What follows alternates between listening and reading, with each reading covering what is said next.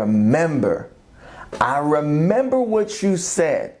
I remember what you said the real estate market was going to be doing now when you said it last year. I remember what you said. I remember that you believed the news. I remember that you believed your uncle. Well, guys, as you know, we're here to bring you the latest update for what the real estate market is doing in the Central Texas area. Just like we've been saying, it's happening. We're seeing it. We're in the field. We have our pulse in the market. And so you're going to want to continue to watch the video if you want to have the real updated information and the wisdom. It's not just enough to know data. It's not just enough to have knowledge, but have the wisdom as far as what to do with the data and the knowledge that you're getting.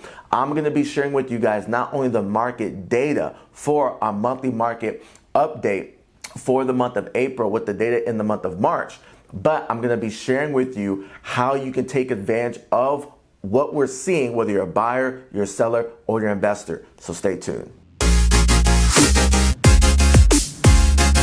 What's going on, guys? My name is Adam Odurum. I'm the founder and CEO of Uprise Real Estate Partners.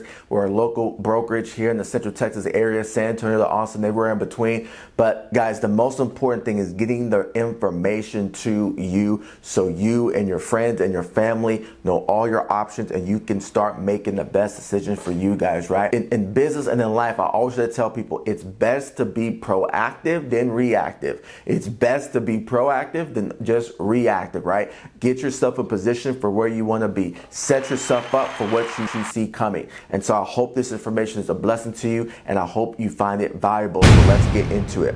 So as you know, we're doing our monthly market update for the month of April, which reviews the data that was from the month of March. So in the month of March, we had a total sales of 3,129. Do you not remember, if you watched the other videos, if you've looked at the data, that we haven't had a 3,000 month in a minute? 3,129 total sales in the month of March. Guys, in the month of February, it was only 2,287. So we had almost between 800 to 1,000 more homes sell in the month of March than in the month of February, okay? When we look at average price of homes, we got 366,834. 366,834. That was the average price of a home. Check this out. Here we go. You ready? In February, it was only 365,678. What are you getting at, Adam? What were you trying to tell us? I'm trying to tell you that many of you thought that the market was going to be crashing, that the real estate market was going to be crashing this first part of the year, and you were going to have so much buying opportunities this year, either from an investment standpoint or from a buyer standpoint. Now, yes, there are opportunities from a buyer standpoint, but like we've been saying since last year, it's not a crashing market. It's just a correcting market, and it's a pullback because that's exactly what the government has been doing intentionally. And so with us seeing an increase of sales, it's a couple of things. One, you have a whole bunch of sellers who were delaying putting their homes on the market at the beginning of the year because they didn't know what the real estate market was like. And they were like, you know what, we're just going to wait till the spring and kind of see what happens, right? So they're coming on the market to put their properties for sale. What you're also seeing is more buyers are in the market. More buyers are looking for homes, looking to purchase homes because the sticker shocker of interest rates from last year in January is starting to fade off. At the end of the day, they got to move. They got to buy a home. They got jobs. They got kids. They got divorces. They got job relocation, military, their leases up in their apartment, they don't want to pay 100% interest, all those different things, right? And so that's why we're seeing the increase in total sales and also a little bump in the average sales price. So, but check this out. Here's where we see the biggest bump in median price of homes. In the month of March, median price of homes went up to 314,945, pretty much 315,000. In the month of February, it was only 310,000.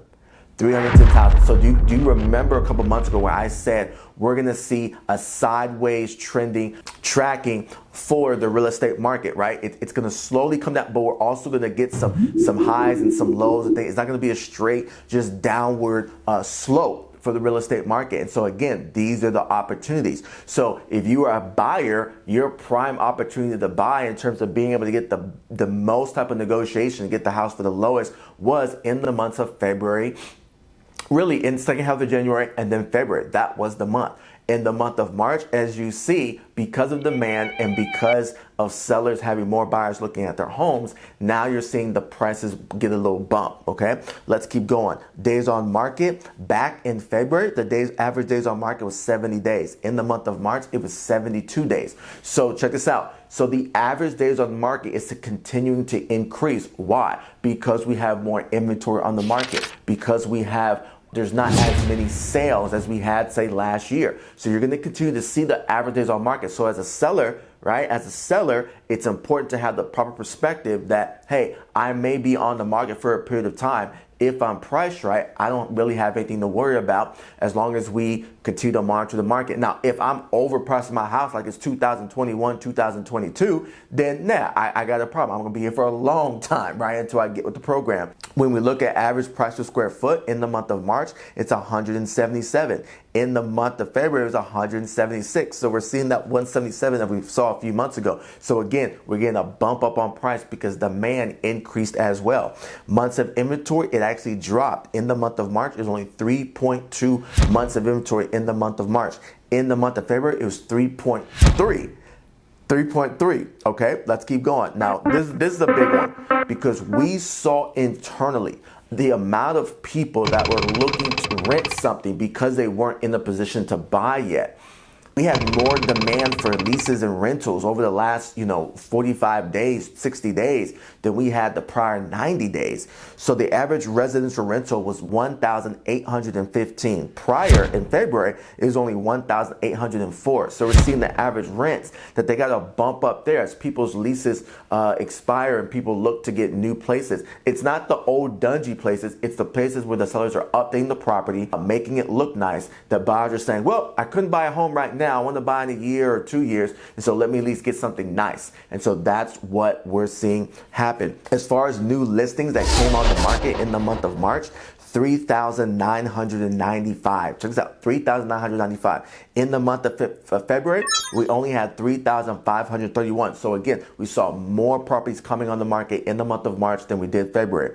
For active listings, check this out, guys. We only had 9,285. Adam, what do you mean 9,000? Last year we had like 6,000, 4,000. Yes, I understand. But check this out. In the month of February, we had 9,712 homes, active listings on the market. In the month of March, we had almost about 400 to 500 home properties less on the market. Yeah, exactly. Again, demand. Pending listings in the month of March, 3,073. In the month of February, 2,407. Again, a gap, an increase there, more properties under contract. That's pretty much it as far as the data, okay? And so what I want you to take from that is what we've been saying. There's going to be ebbs and flows, right? There's a low point in the market in the month of December and the month of January.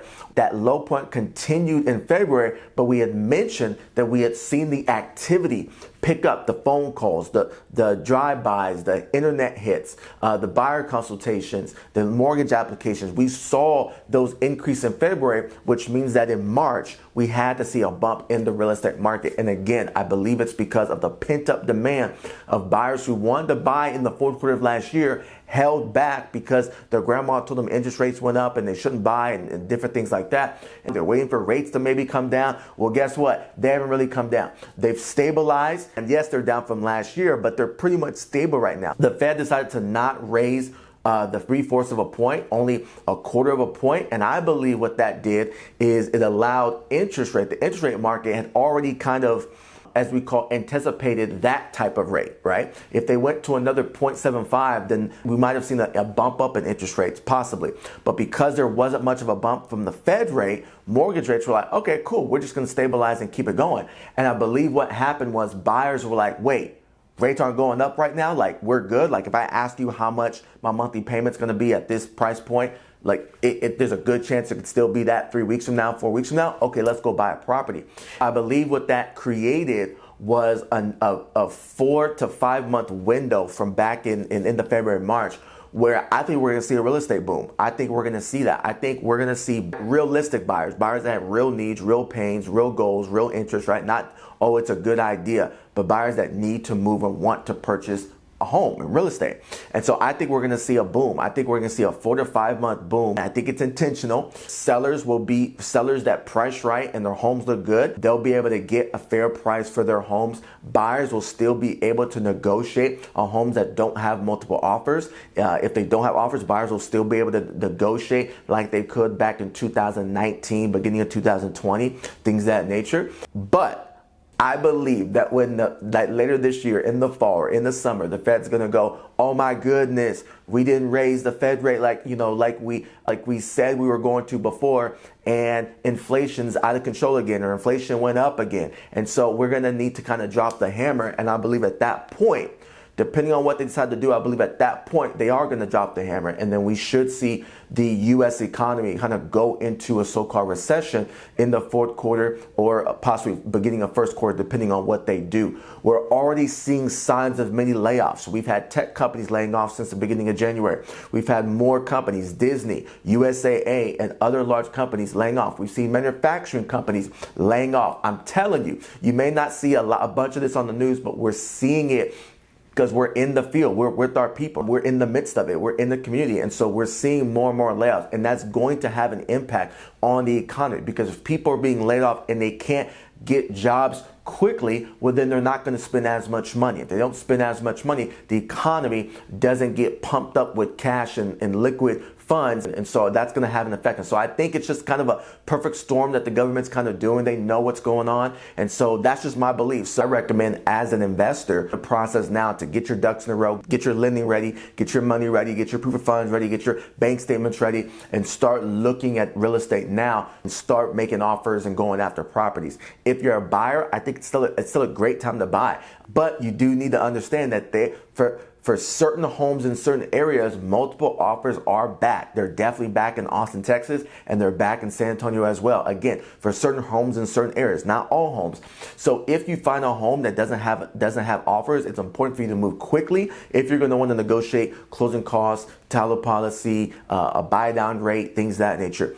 If you're a seller, well, a window, right? A window. It was not looking good for sellers the last really 6 months, right? But you have a window in the month of March. I believe it's going to be April, May, June, July. You have a window where now, if you're priced right and your home is moving ready and looks good, you now have the ability to get a very, very good price for your home and a very good, very fair price for your home, as opposing to having to make buyers feel like they're getting a deal, because that's what sellers had to do pretty much in January and February. In the beginning of March, was making buyers feel like they were getting a good deal to go under contract. And so I hope that helps, guys. I'm just looking to see if I missed anything. I mentioned the window, I mentioned buyer demand increasing, I mentioned rates stabilizing, and I told you about fourth quarter, first quarter of this year. So my biggest recommendation is, if you are thinking about doing anything real estate related within the next 6 to 12 months, reach out to your trusted advisors. Reach out to us